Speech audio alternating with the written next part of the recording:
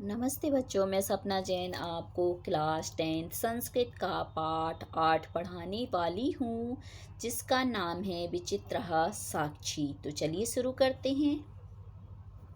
प्रस्तुत पाठ श्री ओम प्रकाश ठाकुर द्वारा रचित कथा का संपादित अंश है।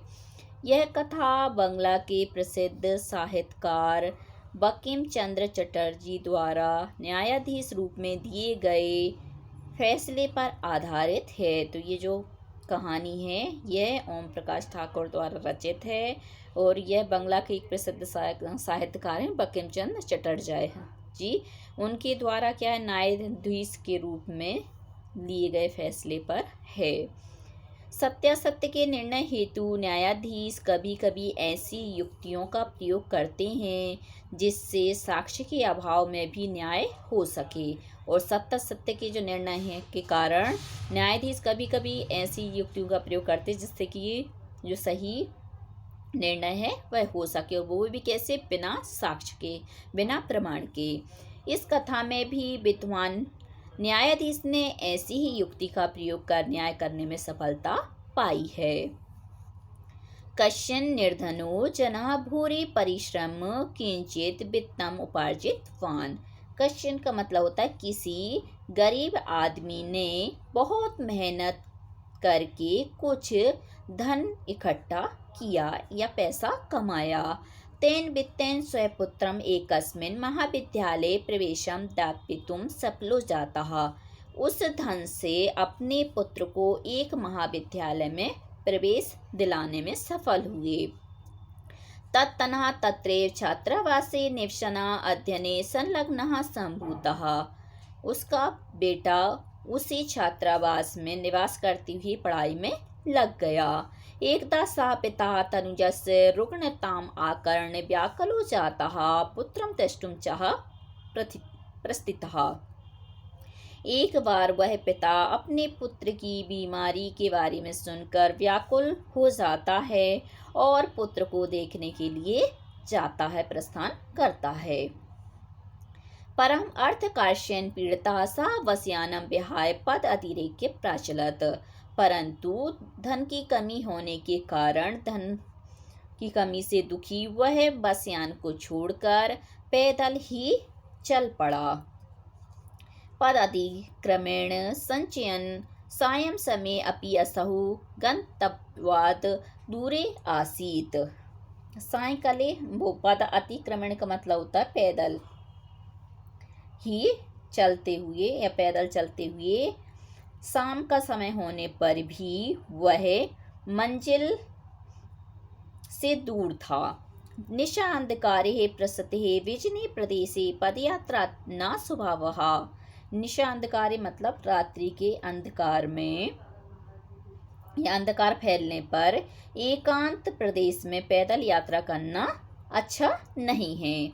एवं विचार्य मतलब इस प्रकार सोचकर, सह पार्श्वस्थिते ग्रामे रात्रि निवासं कर्तुं कश्चित् गृहस्थस्तम उपागतः। और वह क्या है, पास में स्थित गांव में रात्रि निवास करने के लिए किसी के घर में जाता है। करुणापरो ग्रही तस्मै आश्रम प्रायच्छत। और करुणावान दयावान घर का मालिक उसे आश्रय देता है। विचित्रः देवगतिः। और क्या होता है, भाग नसीब भी कैसा होता है, विचित्र होता है। तस्यामेव रात्रौ तस्मिन् गृहे कश्चन चोरः गृह अभ्यन्तरं प्रविष्टः। तस्यामेव मतलब उसी रात्रि में उस घर में कोई चोर घर के अंदर प्रवेश करता है। तत्र नीतामेकः मंजूषायाम आदाय पलायितः। और वहाँ रखी हुई एक पेटी को लेकर के भाग जाता है। चोरस्य पदध्वनिना प्रबद्धो अतिथिः चोर संख्यः तम अनु अधावत आग्रहणाच्चः। चोर के पैरों की आवाज से जागा हुआ अतिथि चोर की शंका से उसके पीछे दौड़ता है और उसको पकड़ लेता है। परम विचित्रम आघट्यत। परंतु क्या है, एक विचित्र घटना घटती है। चोराई एव उच्चैः क्रोस्तुम आरभ्यत चोरोऽयं इति ही। चोर ही क्या जोर से चिल्लाना प्रारंभ कर देता है कि यह चोर है, यह चोर है, ऐसा। तस्य तारस्वरेण प्रबुद्धाः ग्रामवासिनः स्वगृहात् निष्क्रम्य तत्रागत्य बराकम् अतिथिमेव चः चोरं मत्वा आवर्तयन्।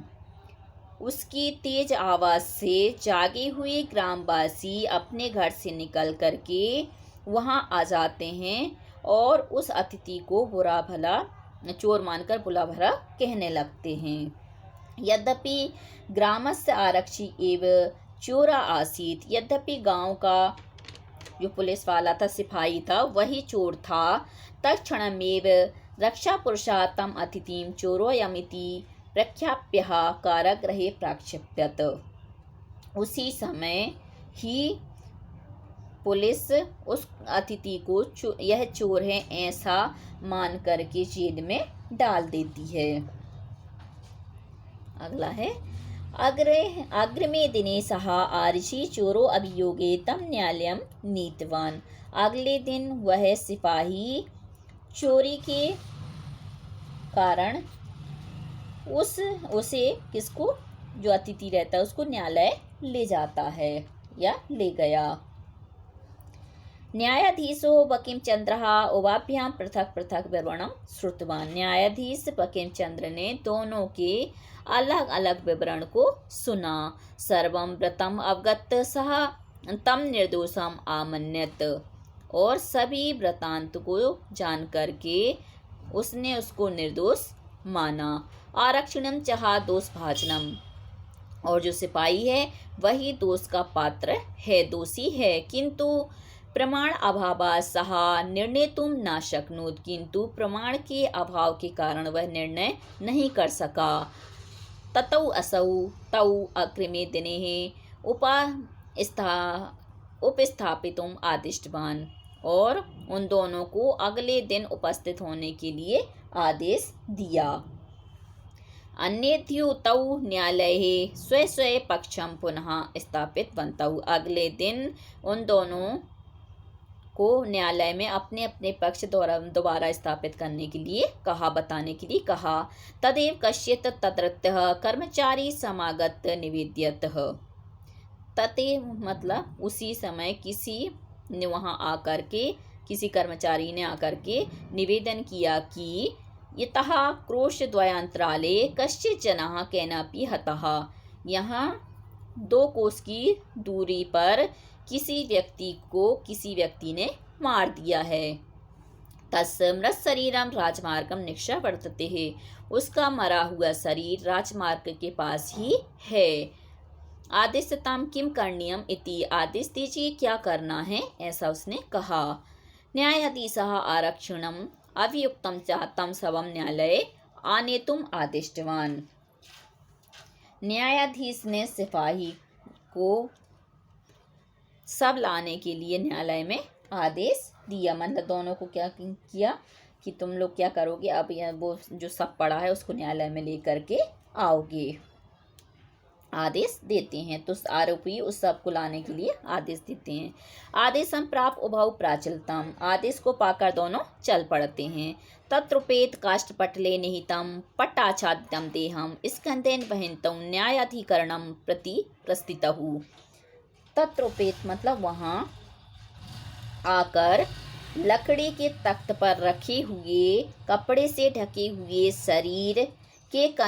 शरीर को कंधे से ढोते हुए न्याय अधिकारी की ओर चल पड़ते हैं। आरक्षी ही सुपुष्टदेह आसीत। आरक्षी जो सिपाही था, पुलिस में, वह कैसा था, मजबूत शरीर वाला था। अभियुक्तश्च अतीव कृशकायः। और आरोपी था वह कैसा था, अत्यधिक कमजोर शरीर वाला था। भारवतः शवस्य स्कंदेन वहनम तत्कृते दुष्करम आसीत। भारी शरीर को कंधे पर ढोना उन दोनों के लिए कठिन था। सह भार वेदनया क्रदन्ति स्म। वह भार की वेदना से रोने लगा था। तस्य क्रंदनम निशम्य मुदितः आरक्षी तमुवाच। उसके रोने को सुनकर प्रसन्न होकर पुलिस ने उससे कहा, रे दुष्ट, तस्मिन् दिने त्वया अहं चोरिताया मंजूषाया गृह्णात् वारितः। अरे बदमाश, उस दिन, तस्मिन् दिने मतलब उस दिन, तुम्हारे द्वारा मैं पेटी से रोका गया। इदानीं निष्कृत्यस्य फलं भुङ्क्ष्व।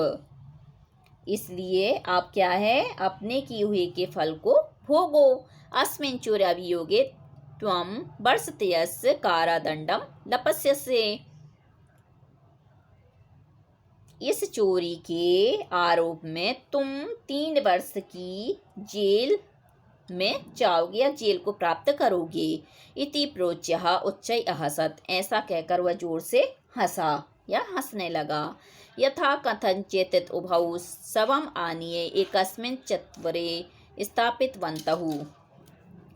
जैसे तैसे दोनों लाश को लेकर एक चौराहे पर रुक जाते हैं। चत्वरे मतलब चौराहे पर, और स्थापित बनता हुआ तक रुक गए। न्यायाधीशेन पुनरस्तौ घटनाया विषये वक्तुम् आदिष्टः।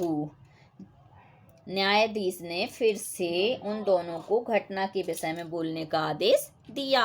आरक्षिणी ही निज पक्षम प्रस्तुतवती ही।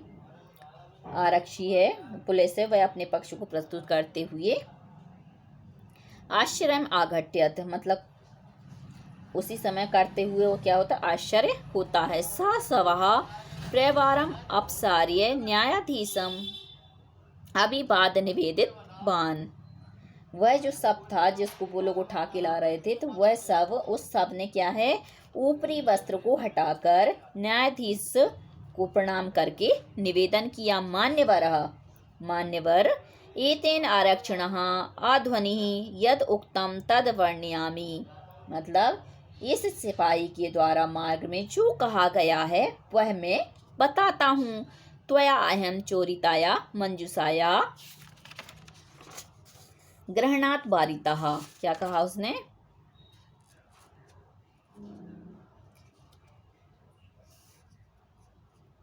त्वया अहं तुम्हारे द्वारा मैं चोरी की पेटी को, मंजूषाया मतलब पेटी को, गृह्णात् का मतलब ग्रहण करने से, वारिता अर्थात रोका गया। अतः इसलिए निज कृत्यस्य फलम भुक्ष मतलब अपनी करनी का फल भोगो। अस्मिन् चोराभियोगे त्वं वर्षत्रयस्य कारादण्डं लप्स्यसे इति ही। इस चोरी या झूठे चोरी के कारण तुम्हें क्या है, 3 वर्ष की जेल प्राप्त होगी या प्राप्त करोगे। न्यायाधीशः आरक्षिणः कारादण्डम् आदिश्य तं जनं ससम्मानं मुक्तवान्। न्यायाधीश पुलिस को जेल के दंड का आदेश देकर उस व्यक्ति को ससम्मान मुक्त किया। तो जो न्यायाधीश है उसने क्या, जो आरोपी था पुलिस वाला, उसको तो दंड दिया, जेल का आदेश दे दिया, और जो व्यक्ति निरपराध था उसको ससम्मान मुक्त किया। अतः ये उच्यते, इसलिए कहते हैं, दुष्कराणामपि कर्माणि मति वैभवशालिनः नीतिं युक्तिं समालम्ब्य लीलये कुर्वते। मति मतलब होता है बुद्धि, वैभव संपत्ति से, शालिने मतलब सहित, तो बुद्धि और संपत्ति सहित व्यक्ति दुष्कराणामपि मतलब कठिन काम को भी, कर्माणि अर्थात काम को भी, नीतिम अर्थात नीति, युक्तिम अर्थात युक्ति का, समालंब मतलब आधार लेकर, लीलिए कुर्वती मतलब आसानी से कर लेता है। तो यहाँ पर बताया कि बुद्धि और संपत्ति से रहित इंसान कठिन काम भी नीति और युक्ति का आधार लेकर क्या करता है, आसानी से कर लेता है। अब आते हैं हम अभ्यास प्रश्न पर। यहाँ पर सबसे पहला प्रश्न है, अधोलिखितानां प्रश्नानां उत्तराणि संस्कृत भाषा लिखत। अधोलिखित प्रश्नों के उत्तर संस्कृत भाषा में लिखो। निर्धनः जनः कथं वित्तम् उपार्जितवान्। निर्धन व्यक्ति ने कैसे धन प्राप्त किया या अर्जित किया, तो आ जाएगा परिश्रम करके। जनः किम अर्थम पदादत्तिः गच्छति। व्यक्ति किस कारण से पैदल ही जाता है। तो आ जाएगा अर्थ काशेन पीड़ितः, मतलब उसके पास क्या पैसे नहीं थे, तो सह बसयानम विहाय, मतलब बसयान को छोड़कर पदाति ही गच्छति, मतलब पैदल ही जाता है। पृषते निशांधकारे सह किम आचिद्यत, फैले हुए रात्रि के अंधकार में उसने क्या सोचा। बिजने प्रदेशे पदयात्रा न स्वभावः, मतलब निर्जन वन में क्या है, प्रदेश में पदयात्रा शुभ नहीं है। वस्तुतः चोरः कः आसीत्, वास्तव में चोर कौन था, तो आरक्षी ही अर्थात सिपाही। जनस्य क्रंदनम निशम आरक्षी की मुक्तवान, व्यक्ति की आवाज को सुनकर के आरक्षी ने क्या कहा।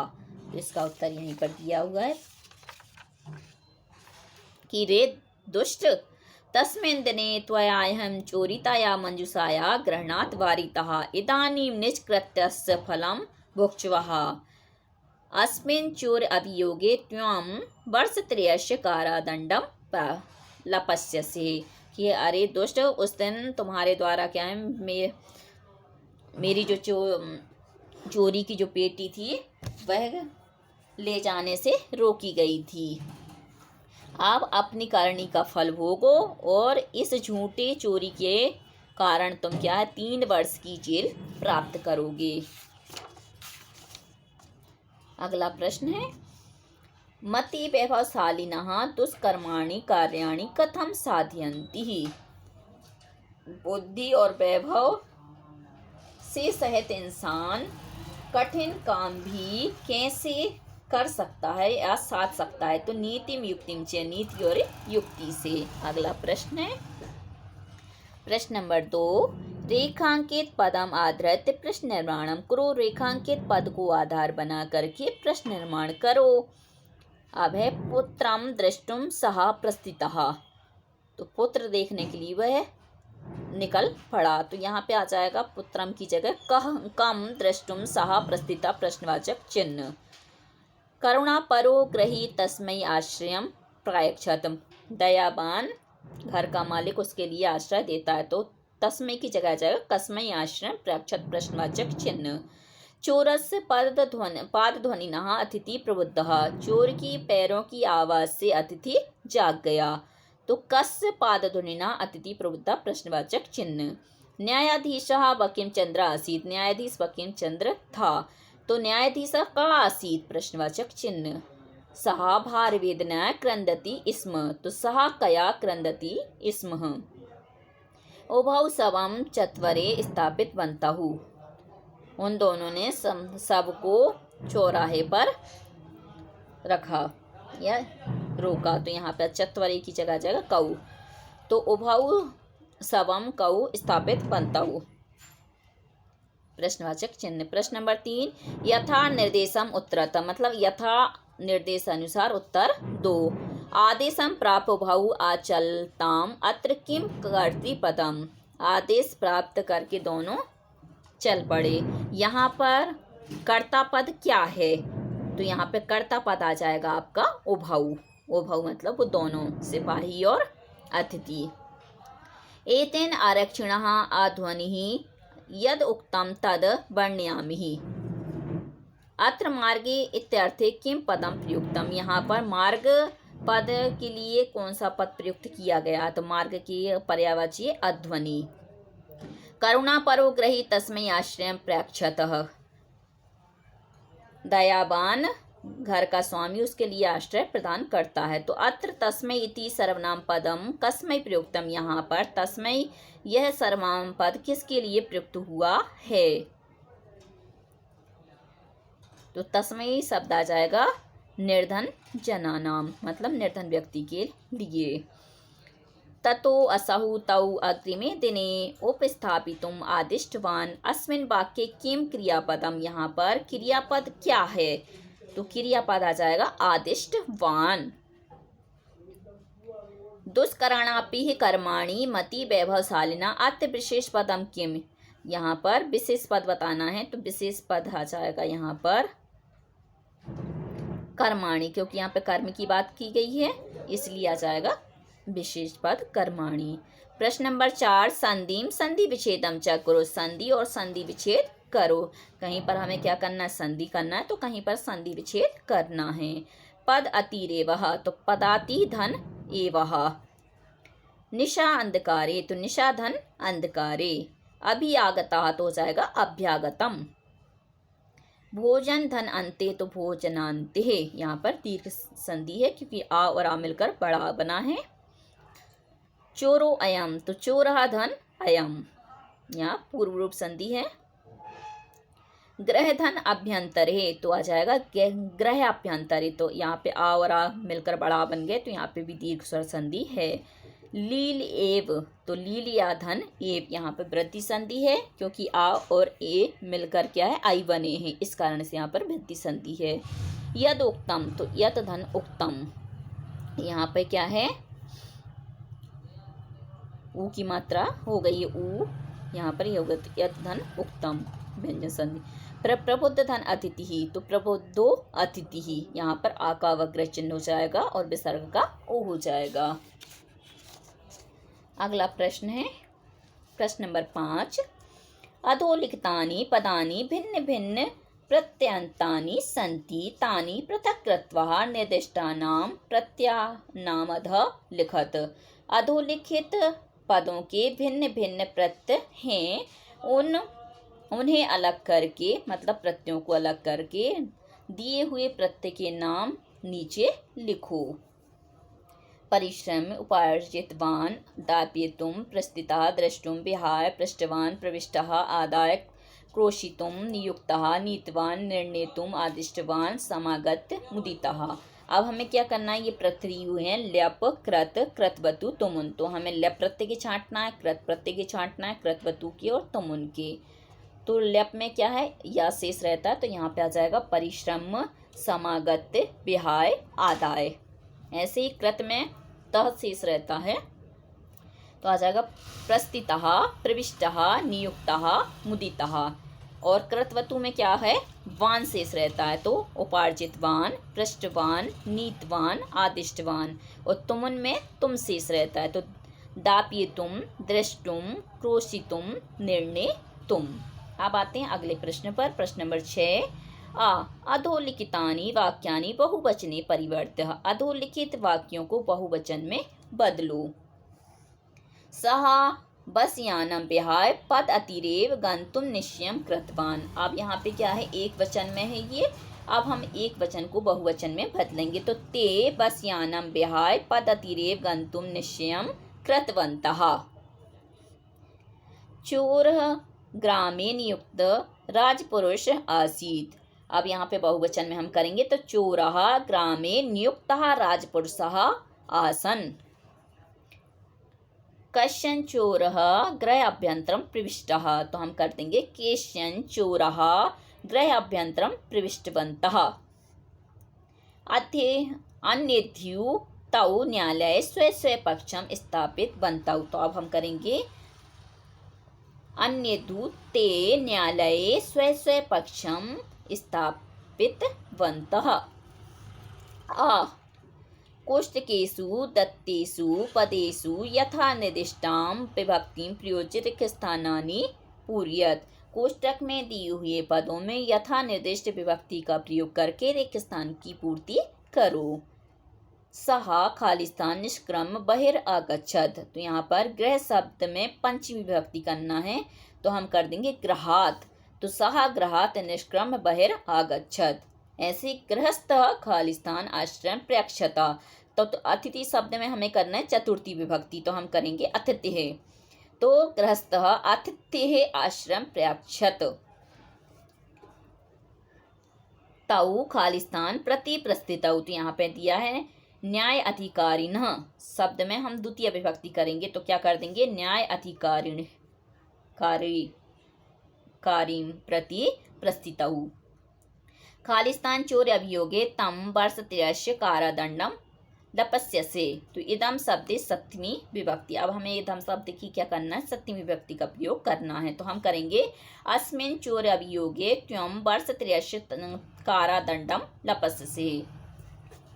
अगला है चोरस्य खालिस्तान प्रबुद्ध अतिथि। तो पाद ध्वनि शब्द तृतीय, पाद ध्वनि शब्द में हमें तृतीय विभक्ति करना है, तो हम कर देंगे चोरस्य पाद ध्वनि ना प्रबुद्ध अतिथि, मतलब चोर की पैरों की आवाज से जो अतिथि है वह जाग गया। अगला है प्रश्न नंबर 7, भिन्न प्रकृतिकम पदम चिनोत, भिन्न प्रकृति के पद को चुनो। अब यहाँ पे दिया विचित्रः, स्वभावः, संज्ञा, मंजूषः। तो यहाँ पर जो ये शब्द हैं ये आश्रय को बताने वाले हैं, शुभ हो, शंका, विचित्र, जबकि मंजूषा एक क्या वस्तु को बता रहे हैं, ये भाव है, ये वस्तु है, इसलिए ये मंजूषा शब्द आपका पृथक हो गया। कश्चन, किंचित, त्वरितम, यदुक्तम। तो यहाँ पर क्या है, कश्चन, किंचित, त्वरितम, ये आपके अव्यय हो गए, यदुक्तम आपका क्या है, शब्द हो गया, इस कारण से यहाँ पर ये भिन्न है। पुत्रः, तनः, व्याकुलः, तनुजः। तो पुत्र, तनः, तनुज ये सभी क्या हैं, बेटे के पर्यायवाची, सुत के पर्यायवाची। व्याकुल शब्द आपका भिन्न है। करुणापरा, अतिथिपरायण, प्रबुद्ध जनः। तो करुणावान, अतिथिपरायण, प्रबुद्ध इस अलग हैं, और जनः जो शब्द है वह बिल्कुल अलग है, ये व्यक्ति के लिए आया है और ये भाव के लिए प्रयुक्त हुआ है। तो बच्चों आज के लिए सिर्फ इतना ही। यदि आपको हमारा ये वीडियो पसंद आया है तो लाइक कीजिए, शेयर कीजिए, सब्सक्राइब कीजिए, तथा इस पाठ से संबंधित कोई भी प्रश्न है तो नीचे कमेंट्स में पूछ लीजिए। धन्यवाद।